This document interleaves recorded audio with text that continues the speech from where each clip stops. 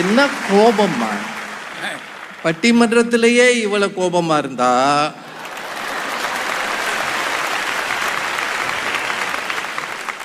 அவர் வீட்டில் இருக்காரா இல்லை வெளியில தான் இருக்காரா?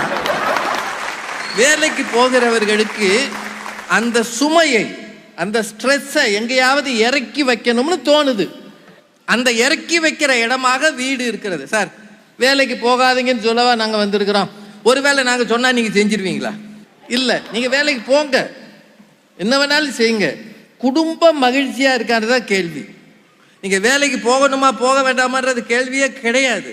எதை எடுத்தாலும் எனக்கு பிறகு வருகிறவர் பதில் சொல்லுவார். கொடுமையா இவங்க ஏதாவது கேள்வி கேட்பாங்களா, நான் பதில் சொல்லணுமா? நல்ல வேலைமா நீங்க எல்லாம் டீச்சரா போகல, போயிருந்தா நோக்கத்துக்கு கேள்வி கேட்டிருப்பீங்க, பயலுகெல்லாம் நொந்து இருப்பாங்க.